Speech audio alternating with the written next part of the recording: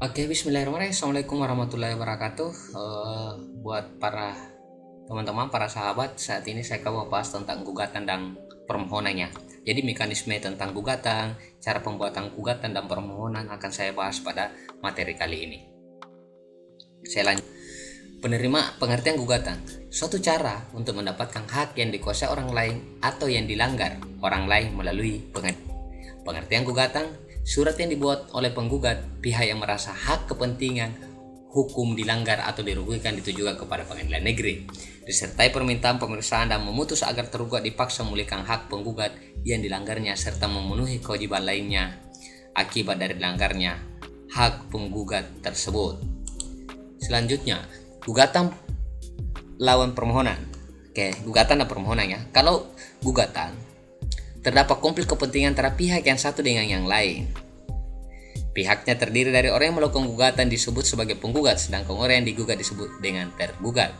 Adanya sengketa, pihak ketiga dapat ditarik sebagai pihak lawan. Tersedianya upaya banding dan kasasi untuk pemeriksaan putusan. Produk yang dikeluarkan adalah putusan pengadilan. Disebut sebagai kontentiosa atau gugatan sebenarnya. Sebelum upaya pembuktian terhadap acara jawab-menjawab, bantah-membantah di antara kedua belah pihak, baru kemudian diadakan pemeriksaan bukti-bukti. Tersedia upaya hukum banding juga kasih. Oke, selanjutnya contoh gugatan. Nah, ini dia ya contoh gugatannya. Warisan, hak milik, kepailitan, PMH penguasa, perbuatan melawan hukum yang dilakukan oleh penguasa, perbuatan melawan hukum biasa ya. Kalau PMH penguasa ini biasanya dilakukan di tata usaha negara juga, tetapi terkadang dilaksanakan juga di pengadilan negeri. Uang prestasi, ganti rugi, perceraian. Ini dia contoh gugatan ya. Maksudnya materi dalam gugatan. Biasanya perkara dalam yang biasa kita gugat dalam gugatan. Selanjutnya permohonan permohonan izin poligami berdasarkan pasal 5 ayat 1 Jonto 41 Undang-Undang tahun 1974. Permohonan izin melangsungkan perkawinan tanpa izin orang tua pasal 6 ayat 5 Undang-Undang nomor 1 tahun 1974. Permohonan pencegahan perkawinan pasal 13 Jonto P 17 ayat 1 Undang-Undang nomor 1 tahun 1974. Permohonan dispensasi nikah bagi calon mempelai pria yang belum berumur 16 tahun P7 Undang-Undang nomor 1 tahun 1974. Permohonan pembatalan perkawinan P25, 26, 27 Undang-Undang nomor 1 tahun 1974. Permohonan pengangkatan wali P23 ayat 2 konspirasi hukum Islam keputusan Presiden nomor 1 tahun 91 Jonto Permendagri nomor 2 1987. Permohonan penegasan pengangkatan anak SEMA nomor 6 1983 tanggal 30 September 1983 tentang penyempurnaan SEMA nomor 2 tahun 1979. Permohonan kepada pengadilan niaga agar menerbitkan penetapan segera dan efektif berdasarkan pasal 125 Undang-Undang nomor 14 tahun 2000, mencegah berlanjutnya pelanggaran paten tentang masuknya barang atau importasi yang diduga melanggar paten, menyimpan bukti yang berkaitan dengan pelanggaran paten dan menghindari penghilangan barang bukti, meminta kepada pihak yang dirugikan agar memberitahukan bukti yang menyatakan pihak tersebut berhak untuk paten tersebut. Itu di bidang paten atau copyright. Selanjutnya, bidang merek. Permohonan kepada pengadilan negeri agar menerbitkan penetapan segera dan efektif berdasarkan pasal 85 Undang-Undang nomor 15 tahun 2001. Poinnya, mencegah berlanjutnya pelanggaran paten tentang masuknya barang importasi yang diduga melanggar merek, menyimpan bukti yang berkaitan dengan pelanggaran merek dan menghindari penghilangan barang bukti. Selanjutnya, bidang konsumen. Permohonan penetapan eksekusi kepada pengadilan negeri atau putusan Majelis Badan Penyelesaian Sengketa Konsumen P57 Undang-Undang nomor 8 tahun 1999 tentang perlindungan konsumen. Yurisdiksi diajukan kepada PN di tempat kediaman konsumen yang dirugikan. Selanjutnya, bidang praktik monopoli dan persaingan. Permohonan atau permintaan eksekusi kepada PN atas putusan pengawas yang persaingan usaha KPPU yang telah berkekuatan hukum tetap. Bidang yayasan, permohonan pemeriksaan yayasan berdasarkan P53 kepada PN untuk mendapatkan data atau keterangan atas dugaan organ yayasan melakukan perbuatan melawan hukum atau bertentangan dengan anggaran dasar yayasan, melakukan perbuatan yang merugikan yayasan serta pihak ketiga, lalai melaksanakan tugas, melakukan perbuatan yang merugikan negara. Selanjutnya, Bidang perseroan atau terbatas, permohonan pembubaran PT berdasarkan P74 Undang-Undang Nomor 1 Tahun 95. Contoh, permohonan izin melakukan sendiri, memanggil RUPPS kepada Ketua Pengadilan Negeri berdasarkan Pasal 671 apabila direksi atau komisaris tidak menyelenggarakan RUPS tahunan pada waktu yang ditentukan, melakukan pemanggilan sendiri RUPS lainnya apabila direksi atau komisaris telah lewat 30 hari terhitung sejak permintaan tidak melakukan RUPS lainnya.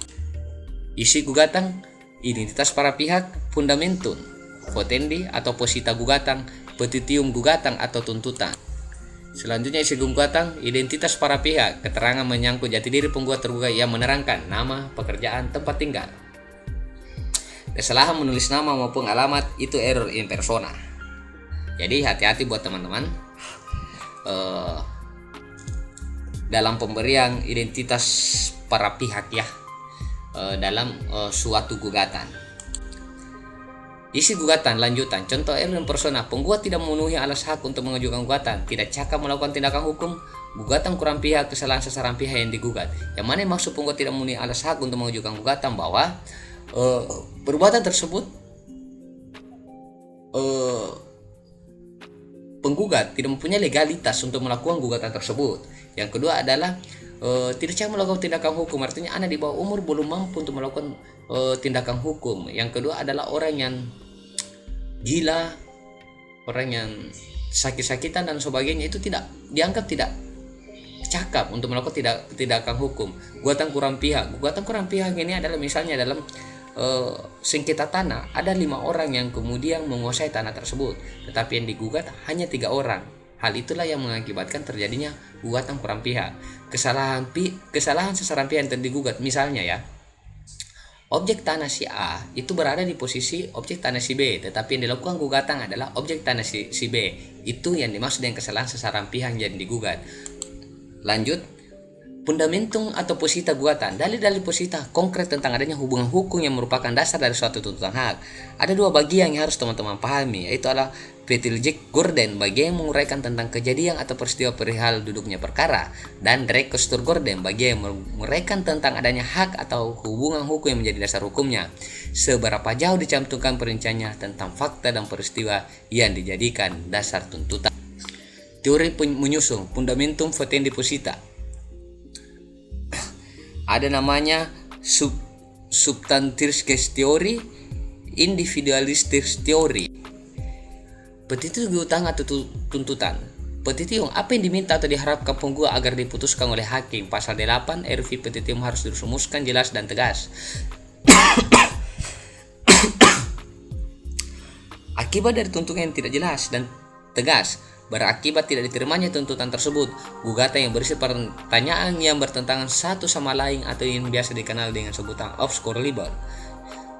Sebuah tuntutan dapat dibagi menjadi 3, yaitu tuntutan primer atau tuntutan pokok yang langsung berhubungan dengan pokok perkara, tuntutan tambahan bukan tuntutan pokok yang langsung berhubungan dengan pokok perkara, tuntutan subsidiar atau pengganti. Jadi ada 3 ya yang menjadi pokok dalam petitium atau tuntutan gugatan. Selanjutnya adalah tuntutan tambahan, biaya perkara, tuntutan agar tergugat dihukum untuk membayar biaya perkara. Oke, itu namanya tuntutan tambahan. Yang kedua, outvervich fora, tuntutan agar putusan dapat dilaksanakan terlebih dahulu meskipun ada perlawanan banding atau kasasi. Instruksi Mahkamah Agung tanggal 13 Februari 1958. Memoratorium, membayar bunga, tuntutan yang diminta kalau penggugat berupa sejumlah uang tertentu. Luangsong, tuntutan agar tergugat dihukum untuk membayar uang paksa. Tuntutan nafkah bagi istri, pasal 59 ayat 26265 HOCI 213 229 BW, atau pembagian harta pasal 66 HOCI pasal 323 BW. Ini khusus untuk peradilan agama. Subsidiar diajukan sebagai pengganti apabila hakim berpendapat lain, agar hakim mengadili menurut keadilan yang benar, atau mohon hakim putusan yang seadil-adilnya, atau aicut et bono. Oke, hal-hal yang harus diperhatikan ya, saya lanjut. Posita dan petitium harus sinkron. Jadi posita dan petitium harus sejalan atau sejajar. Antara posita dan petitium tidak boleh saling bertentangan. Orang yang ditetapkan dalam petitium harus sebagai pihak dalam perkara. Petitium tidak membingungkan hakim. Petitium tidak boleh berisi perintah untuk tidak berbuat. Petitium harus runtut dan disusun sesuai dengan poin-poin posita. Tempat tanggal surat gugatan. Tidak diterimanya gugatan atau NO. Gugatan prematur dalam hal gugatan berkaitan dengan tanggal jatuh tempo suatu tagihan. Gugatan kadaluarsa dalam hal gugatan berkaitan dengan tenggang waktu tuntutan yang disediakan oleh undang-undang. Gugatan menjadi tidak sah. Tanggal yang tertera dalam gugatan lebih awal dari surat kuasa apabila gugatan yang diajukan dengan menggunakan kuasa. Kumulasi gugatan. Oke, masuk kumulasi gugatan. Macam-macam kumulasi gugatan. Kumulasi subjektif, penggabungan dari subjek pasal 127 HIR 151 RBG 1283, 1284 B dan 18 W FIKA. Kumulasi objektif, penggabungan tuntutan dalam suatu perkara sekaligus, tetapi putusan Mahkamah Agung nomor 80/K SIP 1970 untuk menghindari putusan yang saling bertentangan atau prosesual dogmatik, pengecualian. Gugatan tertentu yang diberlakukan suatu acara khusus atau gugat cerai, sedangkan lain memerlukan acara biasa atau gugatan memenuhi perjanjian. Hakim tidak berwenang secara relatif untuk memeriksa salah satu tuntutan yang diajukan bersama-sama dalam satu gugatan dengan tuntutan lain. Tuntutan tentang besi tidak boleh bersama-sama dengan tuntutan tentang egoindom dalam suatu gugatan pasal 103 R. Selanjutnya, ketentuan penggabungan harus ada hubungan batin satu sama lain, sehingga memudahkan proses dapat menghindari kemungkinan putusan saling bertentangan serta bermanfaat ditinjau dari segi acara atau prosedur dogmatiknya. Jurisprudensi Mahkamah Agung Republik Indonesia tanggal 6 Mei 1975 nomor 880 K/SIP 1973. 2. Harus dengan mengingat asas. Oke. Asas yang dimaksud adalah cepat dan murah. Jurisprudensi Mahkamah Agung Republik Indonesia tanggal 3 Desember 1974 nomor 1043 K/SIP 1971 Jonto pasal 4 ayat 2 Undang-Undang nomor 4 tahun 2004 tentang kekuasaan kehakiman. Asas sederhana, cepat dan biaya ringan. 3. Mengenai ketentuan hukum acara yang mengatur tidak ada perbedaan, misalnya tentang perkara haki, merek, paten, hak cipta dan lain-lain dengan perkara perbuatan melawan hukum berdasarkan 1365 B Jurisprudensi Mahkamah Agung Republik Indonesia tanggal 13 Desember 1972 nomor 677 K/SIP 1972. Selanjutnya, perubahan dan pencabutan gugatan. Perubahan terhadap gugatan yang belum dikirim kepada tergugat. Perubahan terhadap gugatan yang telah dikirim kepada tergugat.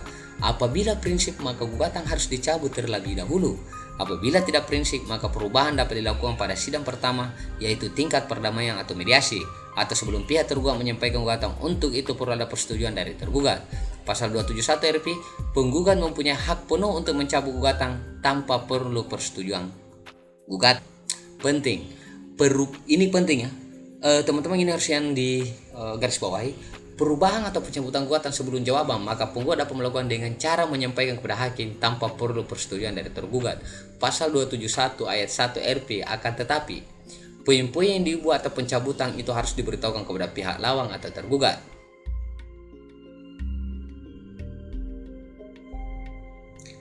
Perubahan atau pencabutan gugatan setelah ada jawaban dari tergugat, maka harus mendapat persetujuan terlebih dahulu dari pihak lawan. Pasal 271 ayat 2 RP. Jurisprudensi Mahkamah Agung Republik Indonesia tanggal 14 Oktober 1970 nomor 546 K/SIP 1970. Perubahan dan pencabutan gugatan masih bisa dilakukan meskipun pada tingkatan pemeriksaan, kesimpulan, atau tinggal menunggu putusan asal mendapat persetujuan dari pihak lawan. Jadi itu yang penting, teman-teman, kami itu ya. Oke, baik teman-teman, saya rasa saya akhiri apa yang saya sampaikan tadi, jadikan sebagai tolak ukur dan menambah, semoga apa yang saya sampaikan tadi menambah pengetahuan teman-teman dalam bidang hukum keperdataan. Saya akhiri, wabillahi taufik. Assalamualaikum warahmatullahi wabarakatuh.